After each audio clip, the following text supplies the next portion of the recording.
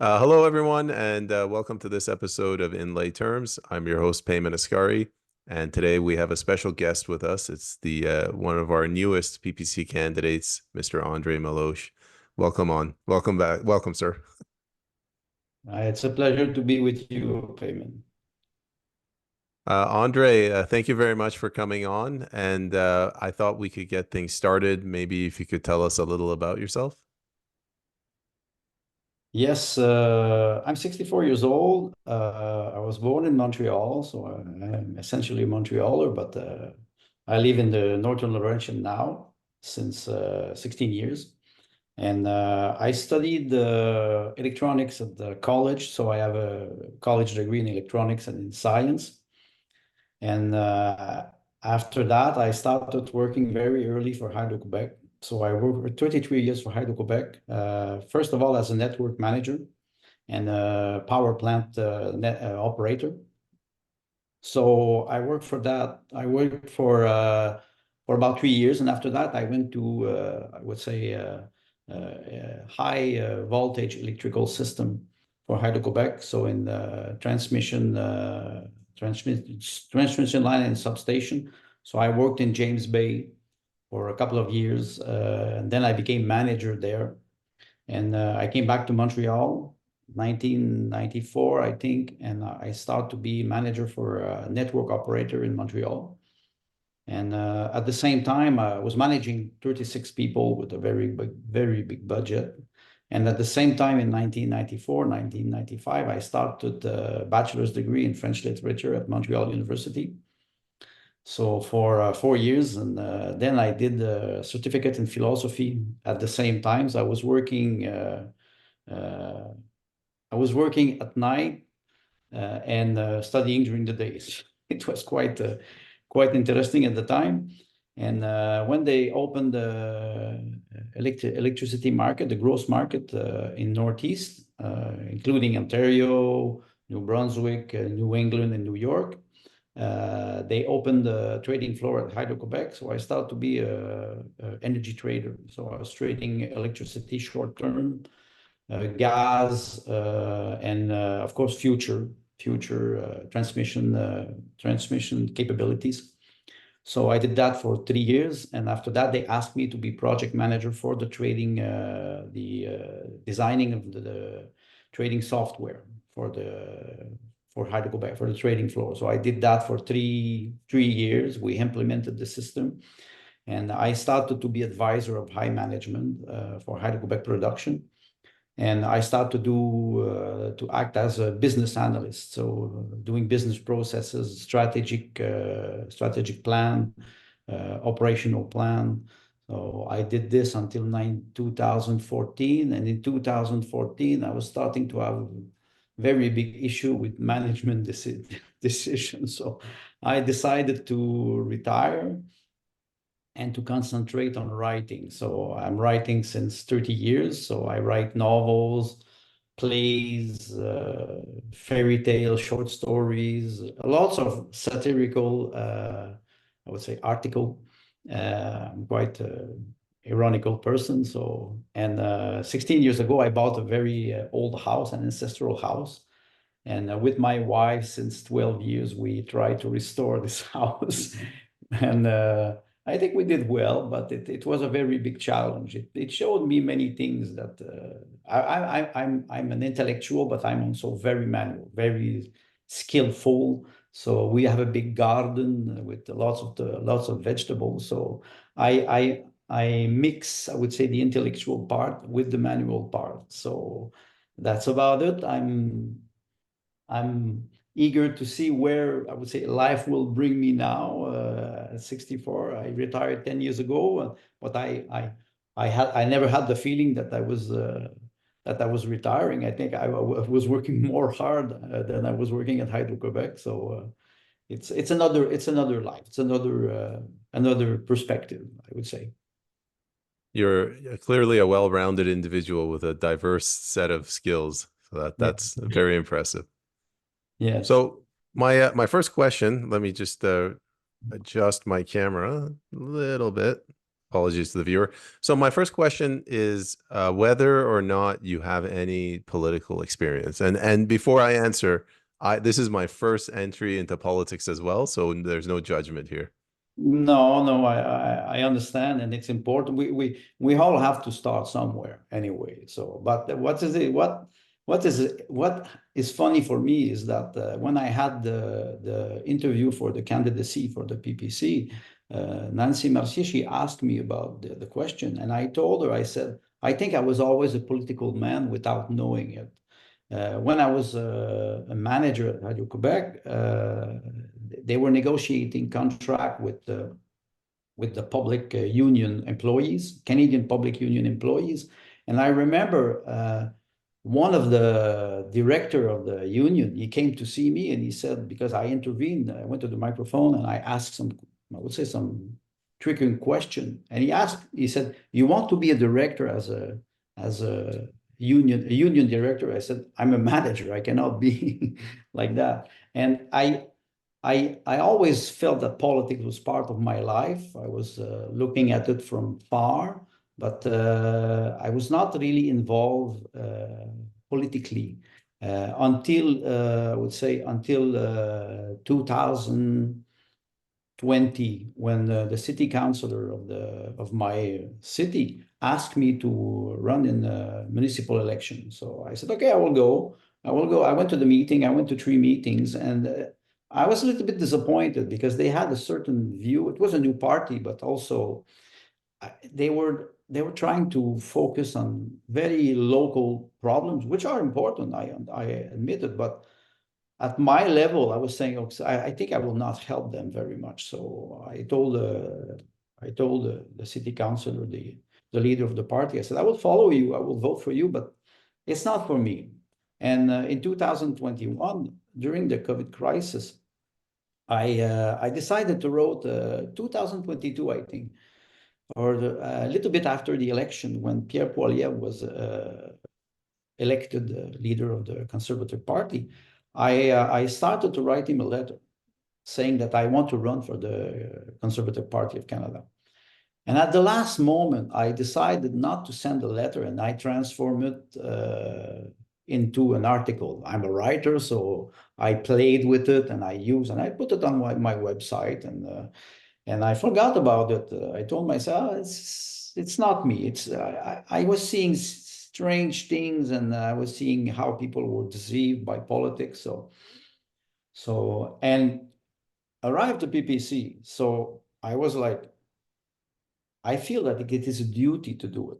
It is not because I dream about being politicians. I made fun of politics all the time, but there's a serious side in politics. I think it's part of us. So the experience is not, I would say the political campaign, I'm like you, I don't have experience. But I have experience in, I would say, conceiving or designing a strategic plan. I know I did it at Hydro-Quebec. So I have this knowledge. So, but I'm also eager to learn from people who have, I would say, a certain experience. I think about Michael Batter. I watched a couple of the intervention with him, and he has in a few years, he has gathered a very good amount of experience. Maxime Bernier has a lot of experience. He was a foreign minister, foreign affairs minister, minister of economy. So I think it's a good start.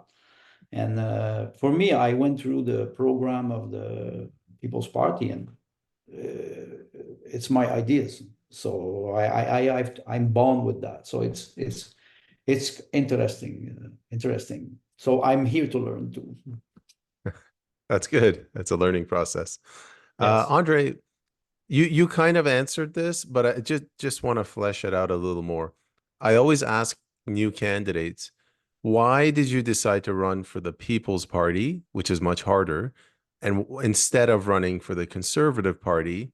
So the argument would be, if you would run for the Conservative Party, it would be easier to get in. At least you could make some changes. Why did you make that distinction?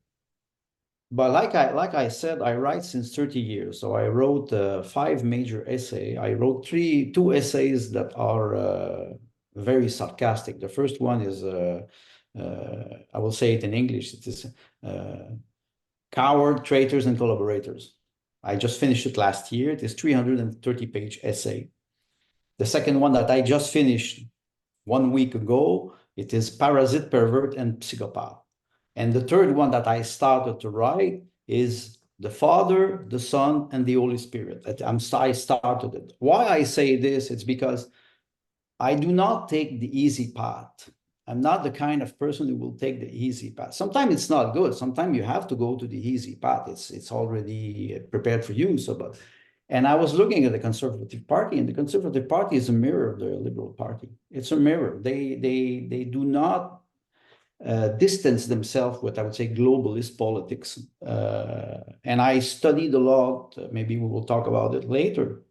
So for me, it was out. The Conservative Party of Canada was out. And I had this experience with the Conservative Party of Quebec. It was in 2021, and the election was in 2022. And they didn't have a program, they didn't have strategies, they didn't have a vision of what they want to be for Quebec, for example, or for Canada. Where is the vision? And when I was doing strategic plan at Hydro-Quebec, we were always asking ourselves where we will be in 15 years, where we will be in 10 years, where we will be in 5 years. Are those politics are coherent through time? So I don't see any vision, whether it is the Liberal, the Conservative Party, or forget about the NDP. It's something else. But and I can talk about the Bloc Québécois too. But I don't see any vision, and I see that going with People's Party, it's a good way to, first of all, influence other people, being influenced by them, develop a real vision of what could be Canada. Now, maybe not for me, I'm 64, but I have a daughter and a granddaughter, so I'm thinking about them, thinking about their future. And so I prefer to choose a party that not it is because it is new, it's because I feel there's a core ideas there. They are people who are, it's not only passionate, people who are intelligent. They want to change what is happening now, and they want to do it in a different way. So I would prefer to choose like I said, I decided to go into it and try it. It would have been much more easy. Forget about the Liberals. It cannot fit with me. But the Conservative Party, I was always looking at it. And because I'm from Quebec, I voted one time for the Bloc Québécois. It was in 2011 when Jack Layton, there was the orange wave in Quebec. And it was quite funny because I said, why do I vote for the Bloc Québécois? I don't believe in that. So that's the reason. I want to go with a party that will shake the temple, that will move ideas. Of course, maybe we will not win and we will not be elected. And I know this. And I'm used to, when you're used to lose, you start to be more stronger. So that would be my answer. You bring up a good point. You're in Quebec. What in following up with that question, why not the Bloc? Why the PPC over the Bloc? Oh, the Bloc. In 2000, what the last election was? What in Ottawa? It was 2021, and I wrote a text about the Liberals, the Conservative, the NDP, and the Bloc. And the Bloc, I called them the Bloc Choléra. For me, they're communist. They don't know. I'm very sarcastic, but I don't like. They just go for the pension.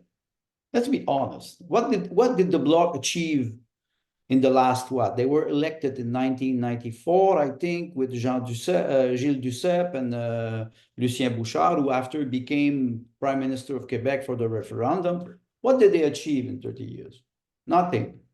They opposed, they vote with the government. We saw what they did with the carbon tax, and I follow some of them. Some are intelligent. There was a journalist in Journal de Montréal. I disconnect from mainstream media since 30 years. I don't have TV. But I was following one journalist of the Journal de Montréal. He seemed quite quite elaborate, and he had very good ideas. And then he went for the block. And I had a couple of exchange on Higgs with him. We're talking about Anna Arendt, great Jewish philosopher. And I know Anna Arendt. He was like, I said, it's not the same man I saw when he was a journalist. I think, and he was elected for the bloc. So the answer for me is the bloc is, it's not splitting the vote. It's creating confusion in the head of people. And they are very good at it. Now you know that the leader of the bloc blocks everybody on X. It's quite ironical. Yes, I was going to say it's fitting. You will not get a lot of votes if you start to block everybody because they disagree with your ideas. So no, the block. I thought about it many years ago, but maybe I was not ready for politics. You have to be ready for it too. It's I think it's like writing. You don't start to write. Writing chooses you. So I have the feeling that politics chose me, and I was asking myself, oh, the PPC, will they take a person like me? And I see I'm happy because it is an extraordinary opportunity to meet great people with great ideas, even if we disagree. This is not the issue. The issue is to be able to debate. And since many years, I don't see debates in the parliament. I see a circus. And I would like to restore this level of respect, self-respect, and respect for others. So I would not choose the bloc. But the bloc will be a problem in Quebec in the next election. The bloc will, and the bloc, they voted with the NDP and the Liberal and against the Conservatives. So the bloc are not there to they always say we promote the interest of Quebec. Oh, we want to make sovereignty. What did they do? They didn't do nothing. What did they do for the country in the last 30 years? Nothing. So for me, the bloc is out. I want to pick up on one thing you said. You called I think you were talking about the parliament. You called it a circus, like nobody debates anymore. You and I talked about this before. Like the parliament, it's good to have a procedure, but when that procedure bogs down the purpose of the original purpose of the parliament, it's no longer necessary. Can you speak to that? Yes, of course. Like I told you, I was an advisor for high management of Hydro-Quebec. I was not a clown. I was following the protocol, but I can say that I was animating meetings with vice president. You know, vice president, they have a very big ego. And I was acting like an animator, and sometimes I was provoking them so they could react outside of the protocol. But most of the time, you need this protocol. You need this respect for the institution. Anna Arendt, she talks about the freedom of people. The freedom of people is guaranteed by strong institution. If you mock the institution, and we saw it with the Olympic Games, if we mock the institution, we do not respect them, and we treat our own freedom.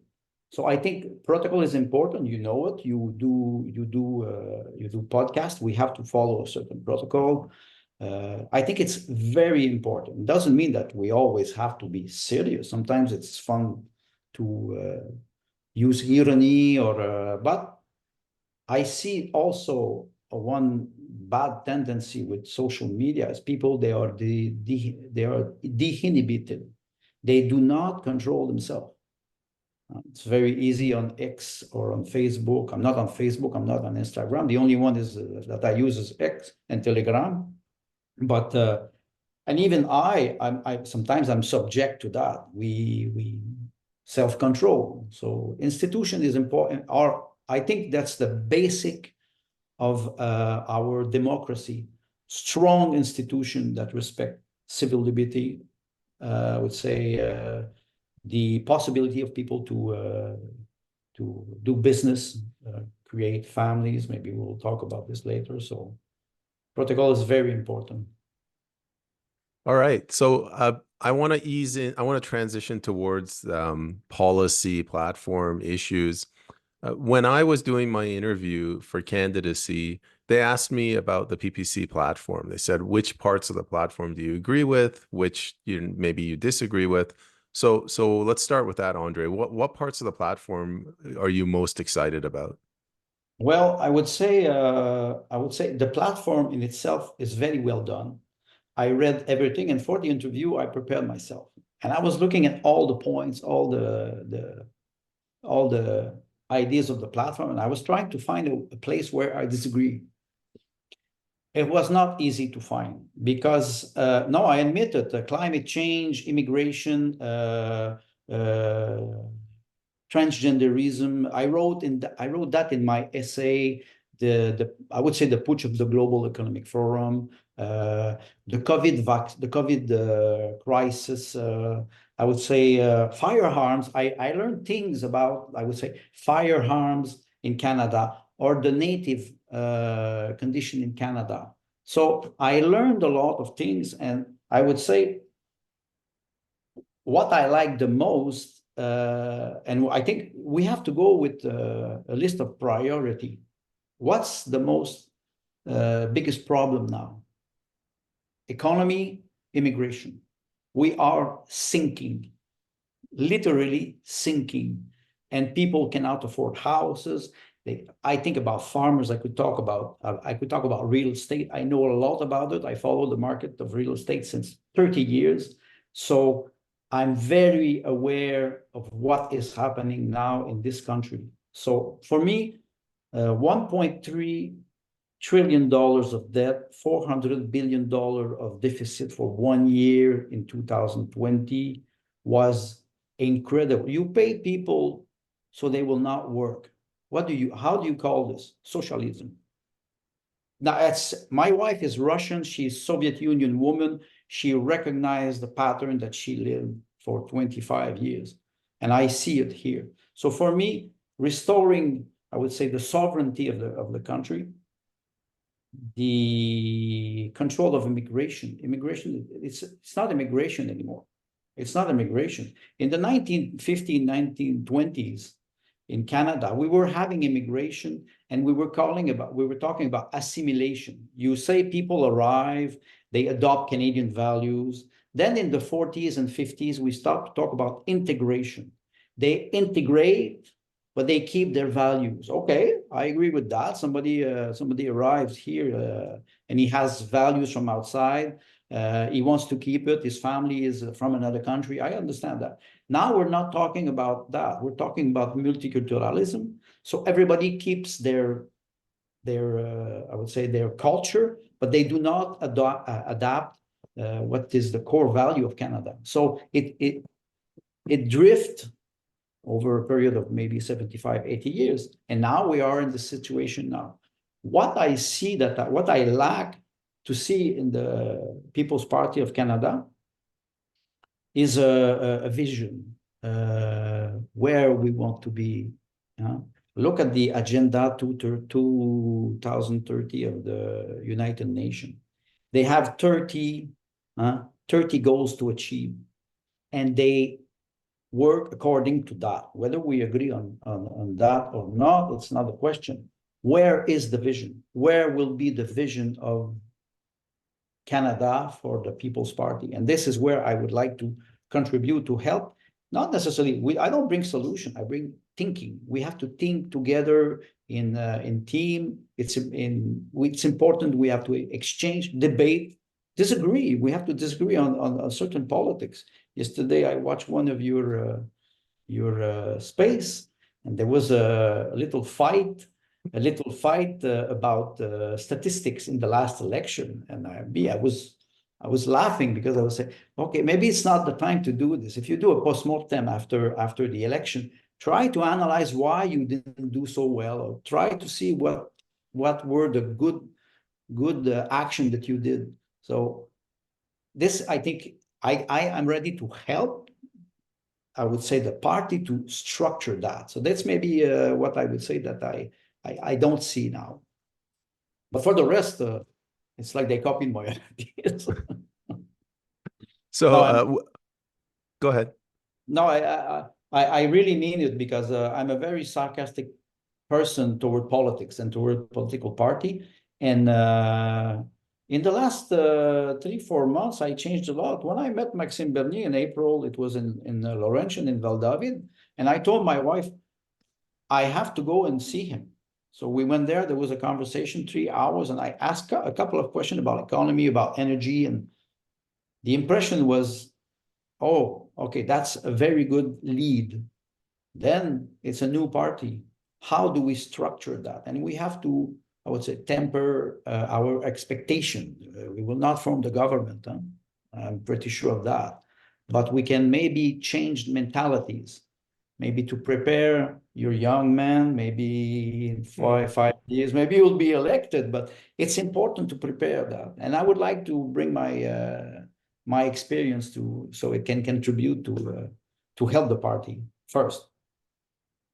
No, it's really it's very valuable what you're doing, and I put it under the umbrella of patriotism. You know, you're giving back to your country that for decades these institutions gave to you. Exactly. I think it's the right word. I always said to my wife, I said I was fortunate enough. My path was not easy, but it helps to create you. And patriotism, the word is important. Pater, it's the father, it's the image, the protector. So for me, yes, I have to give back for all Canadians, I hope. So Andre, you answered one of my questions. You know, what are the root causes of immigration? And I don't want to go into too much detail, but roughly you said it's assimilation, and then we went to integration, and then now we have multiculturalism. So that's Exactly. good. Well, Exactly. our economy, what do you think is the root cause of the debt and deficit? Well, the debt, like me, that the deficit are incredible. And when I talk about socialism, I see the government, during COVID, they forbid people to open their restaurant, their small business, and it was horrible. You forbid people to earn a living, and they broke the Constitution. They broke the Constitution many times. So they force people into a way where they would be dependent on the state. And you see the immigrants. Now, there's a lot of immigrants who are now hired by the federal government. You go on the website of the federal government and they hire people, and they hire people a lot. So the bureaucracy is starting to be so heavy that the budget are collapsing. That's one aspect. The other aspect is why so many immigrants? Where is the demography in Canada? Who makes babies? Do we have I would say, replacement ratio 2.2, 2.5 children per family? We don't have that. So they pretend that by immigration, we have a lack of labor. No, they keep wages down so they can import, cheap immigration. You're not importing or you're not permitting very high skilled people here. Most of them. There are some very good people who arrive here, but they have to integrate, or they have at least to know the code, the values that we have here. And sometimes I look at people and they don't know how to behave. Not necessarily socially, but they don't know how the system works. They don't know the language. So they arrive here, and Canada is not the only country that suffers that. It's globally. It's globally. Mass immigration is everywhere. So there's a plan behind. There's an agenda. We have to expose this and say to people why they're all coming here. Is it paradise? My wife is an immigrant. She's Russian, Soviet Union woman. She arrived in 2013. I sponsored her for 1.5 years. I paid everything. She arrived here. She had French, of course, because it's in Quebec, and she speaks very well English. She could not find work, and she didn't want to work. I was retiring. But anyway, she arrived with a certain set of values, but she agreed that the values of Canada, now she's Canadian citizen. She agrees with those values. But now what do we see? It's not what is happening. So for me, I think immigration is an issue, and it's not about individual. That's very important. It's not about individual. It's about how those people can integrate. And especially when we look at the country, it's a big country, Canada, 5,000 kilometer long, but the infrastructure are not there. They develop and they do not take care of the actual or existing infrastructure. And they're collapsing. You look at Montreal, it's not possible. Montreal is not possible. I will not talk, I would be curious to hear your views about, because we are in the center, you're in Vancouver, and now I'm starting to follow you, and I'm starting to see people in Alberta, in Prince Edward Island, and I'm curious to see how it is happening. We saw what is happening in Vancouver with the decriminalization of marijuana, and after that, it was what? It was fentanyl, and this is, what is it? What is happening? You want to drug your people so you can control them? So I think it's important that we identify the problem and expose them, or at least explain them to people. Many people, they do not want to see the problems because they are not, they're terrifying. They're terrifying problems. So I think it's important that maybe one of our job will be to explain this, calmly try to explain where those policies come from and are they good for Canada? I think it's important. But what do you think about, which is, you are in Vancouver, and I follow you since one or 2 weeks, and every night I go, I hear something. Yesterday night, there was somebody who was talking about Native communities, and I was shocked with what he said, but I recognized patterns. In last spring, I went to Oka in Quebec. It is Native community. You could have seen, I said, I'm in a third world country. It's a reserve, it's a native reserve. And I was like, where am I? And I was so sad to watch that. I said, what is happening here? And in Hydro-Quebec, we had a policy. I remember there are 18 native community in Quebec. And I knew them all because I was working in James Bay. So I had contact with native people. I saw how they were struggling.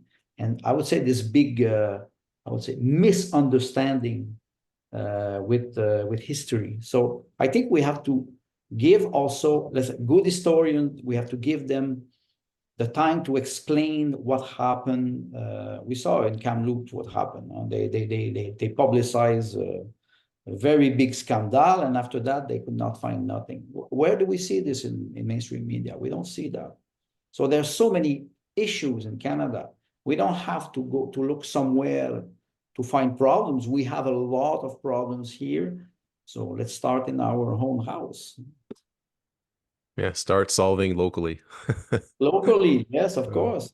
Of course. Andre, I'm going to move to a third question. So the first one was immigration, and then the economy we touched. And I promise you, there will be a test at the end of these three questions. I want you to tie them up.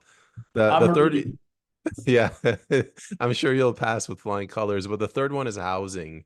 What do you, in your mind, what's going on with the high price of housing?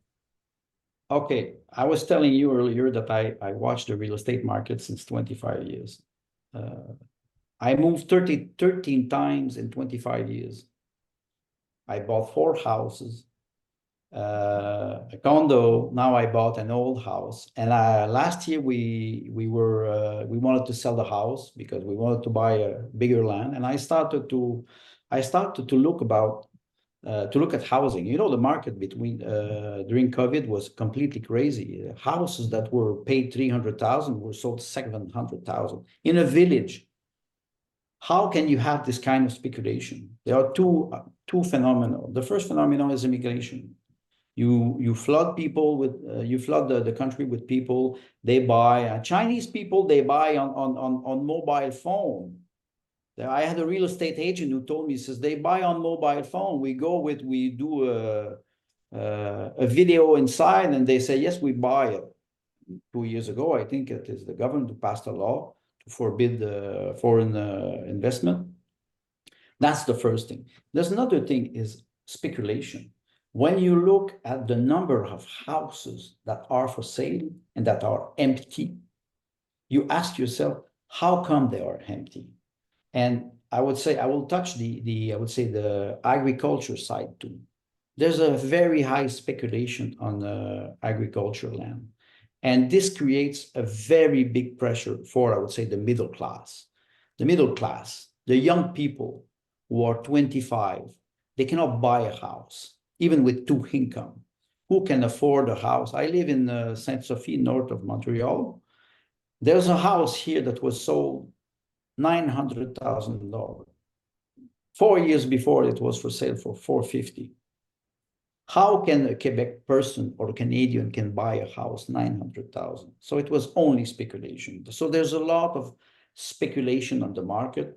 The real estate agent benefited a lot during COVID. It was incredible. Overbidding, it was like the norm. Everybody was overbidding. You could put your house on the market. One day it is sold. You have 20 buyers. And the pressure on immigration immigration is incredible.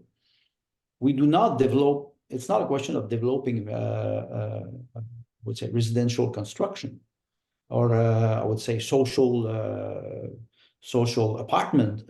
No, the problem is more fundamental. I think we have to, first of all, we have to stop immigration. That's the first thing. We cannot even integrate the people who arrive here. It's not possible. So the pressure is incredible. Now you see, we have this concept. I don't know if you have this in the rest of Canada, but intergeneration. They build houses, and the parents, they live with the children, they start a family. So now they cannot achieve nothing. There's nothing on the market. Last year, I was looking around, when we were looking to sell the house, I was looking around Ontario, and I was even considering go to Alberta. And I was looking in their area with a bracket of, let's say, 400,000 to 700,000 houses with 2 acres of land. Last year, there was 4,500 houses for sale. This year, there are 400, 10 times less on the market. So it's fascinating how they are concentrating. I would say the market is shrinking. Yeah, so it's normal that people, they cannot achieve a $2,000 rent for an apartment in a village. They cannot. You need a good income to do that. And I would understand Toronto is very expensive. Vancouver is very expensive. Montreal was not that bad, but now it's you want to have an apartment under $2,500. Forget about it. You will not find it. So, do I have a solution? I think we have to. I think we have to organize the policies. So we have to just say, cut the immigration, stop it completely, and then there's a big thinking about what we have to do, and toward housing, it's a nightmare. It's a nightmare. I told my wife, if we sell the house. My house now is evaluated at $1.3 million. If I sell it, what do I buy? You don't gain or lose by selling. You just change the problem. I think, if I'm not wrong, 35% of the GDP of Canada is based on service, and service is real estate. People, they change houses, but they don't build. We do not. So we have to restart the industry in Canada. It's extremely important. And I think Maxime Bernier is very aware of that because he was Minister of, I think, Commerce after he was Minister of Foreign Affairs. So we have to restart the industry. Last year, how many bankruptcies in Canada? 60,000. They were practically all concentrated in Quebec. It was like, what is happening? When you destroy the small and middle business, you destroy the core of a society. It's not the multinational that creates wealth. It's the small and middle business. It's those people who get up every day. And I would say I want to honor the farmer, how they work hard to feed us. And it's practically it's a vocation. They start and they don't stop. So housing problem, we have to address it like that. We have to take the bull by the horn and then flip it, because it will not go away. The problem will not, it will just increase. And what you will end up with, higher criminality, dysfunction in institute. We see it now. It's everywhere. It's everywhere. So housing, unless we want to be a socialist country. My wife, she comes from Soviet Union. They could not achieve private property. The core of a democracy is private property. Anna Arendt, in one of her books, she talks about that. It's important. You have a roof, you can think you're secure. You start with private property, private entrepreneurship. So it's extremely important to focus on that. And if the government starts to target that, Justin Trudeau was talking about the square meter that you should have. He's talking like a communist. They were talking like this in 1960 in Soviet Union. He's just recycling the same strategy. Do we want that? Me, I know I don't want that. And I will fight against it. So the final question I have to tie those three together, to what extent is housing and immigration just a symptom of our failed economy? And I'll give you two examples. Since 2001, we've kept the interest rates artificially low, which has caused a housing bubble. Since 2015, just before Trudeau came in, but after him, the government just started running, like we moved from a mixed economy to a government-run economy, and we destroyed industry. And are they bringing in immigration just to prop up the fact that we don't have an economy anymore? Of course, I think you're right. You see, you talk about the housing bubble. The crisis of 2007 was incredible. It was a disaster, but we never acknowledged the problem. We flood the bank with money, and we kept the interest rate at zero. What is an interest rate? An interest rate is a prime of risk. You will lend money to somebody with an interest rate if you because you have to take a risk. You take a risk, so you say to the borrower, okay, I will lend you money, but let's share the risk. If you don't pay me back, at least you pay me interest. And so they kept it to zero since 2000 and until practically last year. People, they are not rewarded for working. They were rewarded for speculating. Financialization of the economy, that's what happened. So we had that policy for practically 20 years. And the speculation was incredible. Now we saw what happened with Enron. I was there. We were trading with Enron in 2000 when it collapsed. We had position of millions of dollars at Hydro-Quebec that disappeared in one night.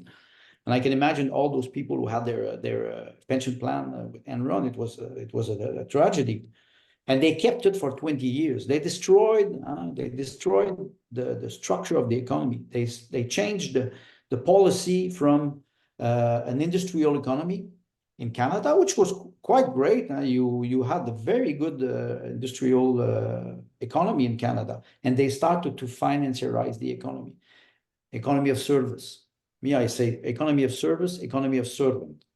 It's quite close. So, and I wrote that in one of my essays. So the question is not raising the interest rate. The question is who's taking the risk. Now I see that it's mainly Canadian, I would say, who were here that took the risk, and they pay for this risk. So I have the feeling that we will have to maybe question the mandate of the Bank of Canada. how they manage. They talk about inflation, but let's be ridiculous. They don't control inflation at all. So we have to think about what would be a way to support our economy. Maxime Bernier is talking about the gold standard. You have to back your economy with real assets. If you don't, it's an illusion. And one day, like you said, the bubble explodes. And there's always winners and losers. And I see now that there's a lot of losers, that a lot of people who can, the young generation, they cannot buy a house with two income. It's not and I suppose in Vancouver it's even worse from what I see, the perspective I see. Is it that bad in Vancouver?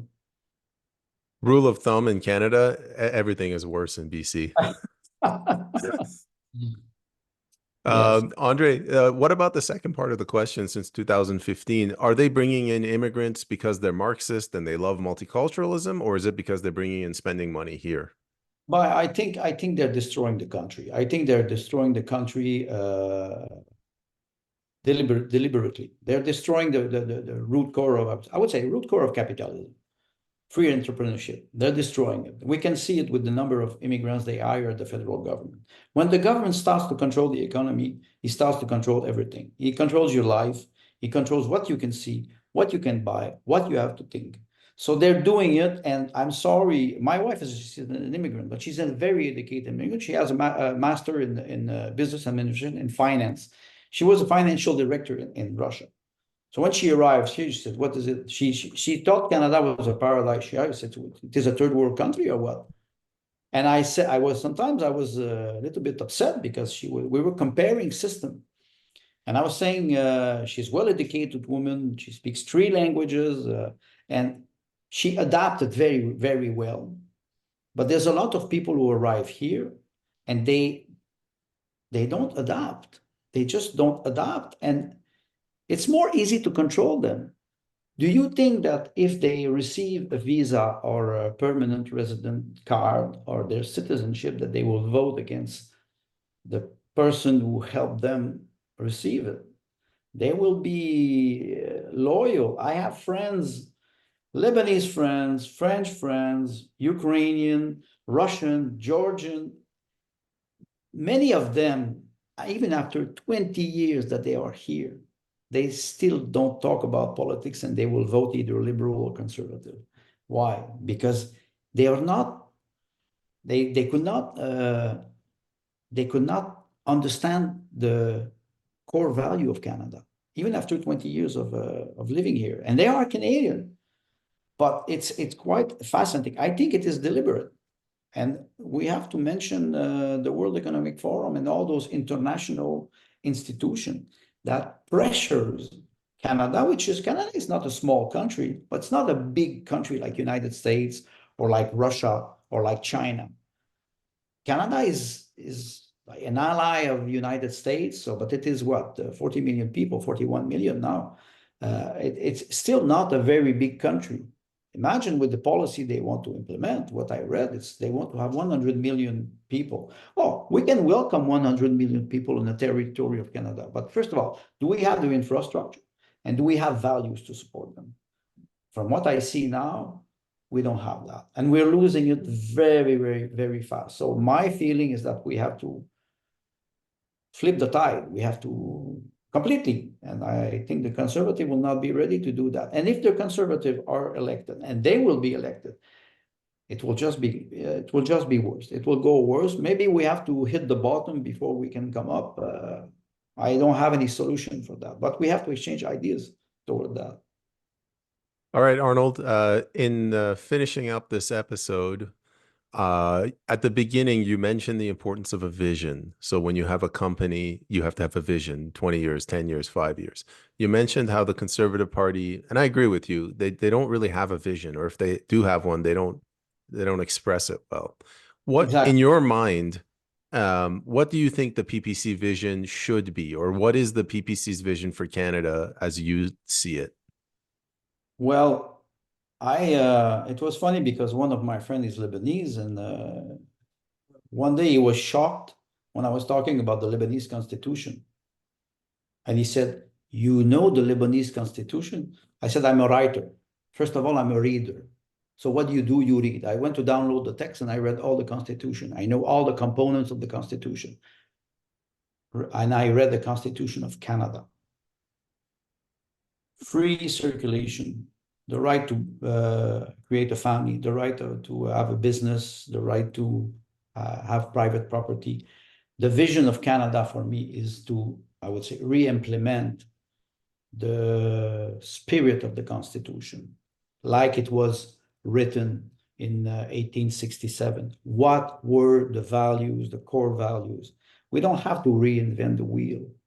It's all there, but we do not respect it. The Trudeau government with the Emergency Act, he broke the Constitution many times, and it's always coming back, always coming back. They're never accountable for nothing. So for me, the vision is very simple. If we can have, if we can re-implement our Constitution, actual Constitution, and reinforce the values in it, I think we will achieve a lot. But this will not happen in 2 to 5 years. We have to target, let's say, 2050. I would be maybe still alive and then elderly, and maybe I would be very happy. The idea is to be able to our institution are sick. First of all, we have to heal them. Then after that, we have to apply the Constitution and respect it. So I think politicians, they have a lot of work to do. They have a lot of, I would say, self-thinking to do. Many of them are good people. Many of them are, I would say, they follow orders. I understand that, the line of the party, we say. But I think the vision is very important, to re-implement the Constitution and explain what we expect from, for example, immigrants. What do they believe in? Do they believe in our value? We think about there are two aspects, or maybe three. I think about the system of justice. Canada is based on the Code Civil du Québec. The rest of Canada is common law. And you have Muslim people who arrive and they start to promote Sharia. Which system you want? You cannot have three systems. You can take the best of each system and try to merge it in something. Eugene Michael Jones was a famous writer, philosopher. He talks about the melting pot. America, United States is a melting pot. They all arrive, they come from East Europe, they come from anywhere, they arrive with their culture, and they go through a big tunnel, and after that, when they go out, they're all dressed the same, and they're all Americans. I say Canada, we have to, again, it's difficult with Canada because Canada is so, it is not multicultural. You have so many histories in Canada. I'm discovering it now, and I'm shocked to know that I'm 64 and I'm still an ignorant about the history of my home country. So if we can focus on that, and after that, for people who want to come here, we say, you see, those are our values. This is our history. You have to honor this. The past will guarantee the future. So I think the vision would be to re-implement the Constitution. Only that will be a very great task. That's a fantastic, phenomenal answer. Thank you, Andre. Andre, to wrap things up, can you let the audience know where can they learn more about you? Maybe a website or a social media handle? Yes, I have a web. Of course, I am on Twitter, X. It's at Le Poète Russe. Russian because my wife is Russian. And I have a website where I publish all my articles, my essays, my novels, and it's on WordPress, andremeloche.com. And they can see that I'm, I would say, a very sarcastic person. But there's one aspect that I always say, it's always better to start to laugh at yourself. If you can laugh at yourself, you can laugh at life.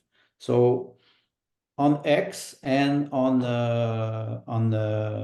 WordPress.